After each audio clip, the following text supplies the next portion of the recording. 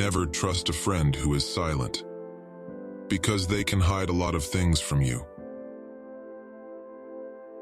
Appear weak when you are strong, and strong when you are weak. The supreme art of war is to subdue the enemy without fighting. If you know the enemy and know yourself, you need not fear the result of 100 battles. If you know yourself but not the enemy, for every victory gained you will also suffer a defeat. If you know neither the enemy nor yourself, you will succumb in every battle. Let your plans be dark and impenetrable as night, and when you move, fall like a thunderbolt. Supreme excellence consists of breaking the enemy's resistance without fighting. All warfare is based on deception. Hence, when we are able to attack, we must seem unable. When using our forces, we must appear inactive. When we are near, we must make the enemy believe we are far away. When far away, we must make him believe we are near. Victorious warriors win first and then go to war, while defeated warriors go to war first and then seek to win. If your enemy is secure at all points, be prepared for him. If he is in superior strength, evade him.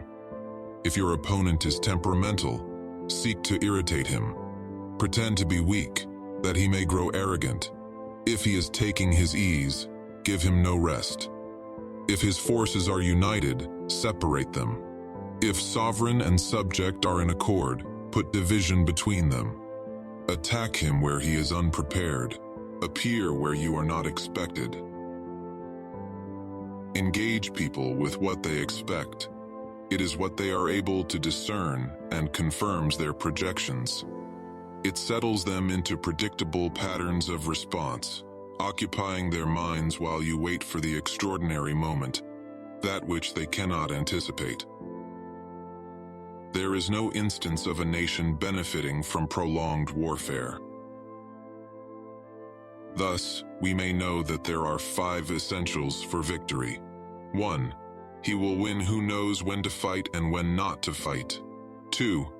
He will win who knows how to handle both superior and inferior forces. 3. He will win whose army is animated by the same spirit throughout all its ranks. 4. He will win who, prepared himself, waits to take the enemy unprepared. 5. He will win who has military capacity and is not interfered with by the sovereign. To fight and conquer in all your battles is not supreme excellence. Supreme excellence consists in breaking the enemy's resistance without fighting. Know your enemy and know yourself, and you can fight 100 battles without disaster. Who does not know the evils of war cannot appreciate its benefits. It is only the enlightened ruler and the wise general who will use the highest intelligence of the army for the purposes of spying, and thereby they achieve great results. Therefore, just as water retains no constant shape, so in warfare there are no constant conditions.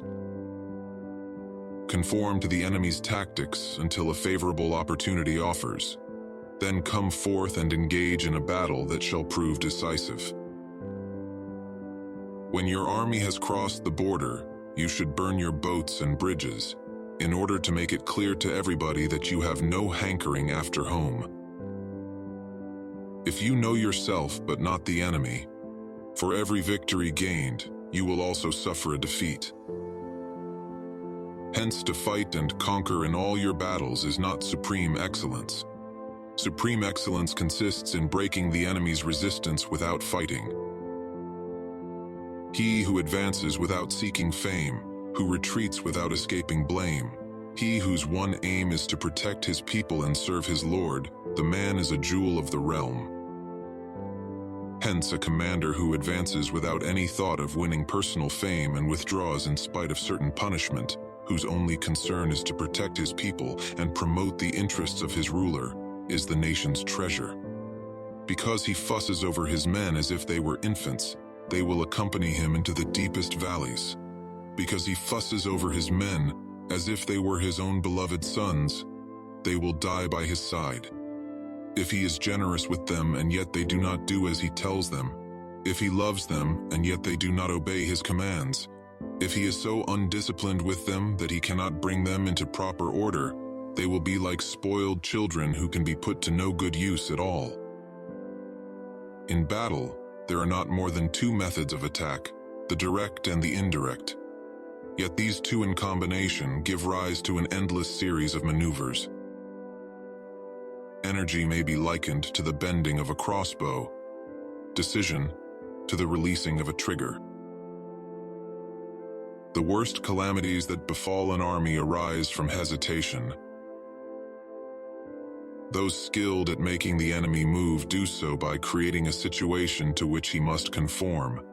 They entice him with something he is certain to take, and with lures of ostensible profit they await him in strength. Know thyself, know thy enemy.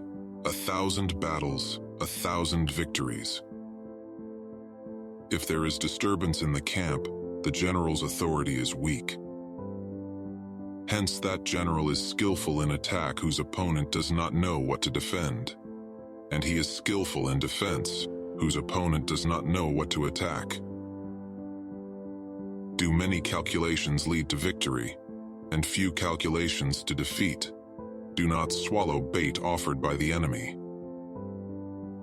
Do not interfere with an army that is returning home.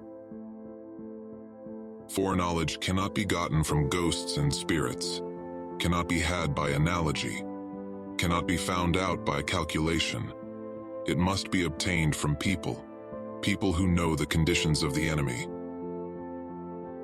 Conceal your dispositions, and your condition will remain secret, which leads to victory. Show your dispositions, and your condition will become patent, which leads to defeat.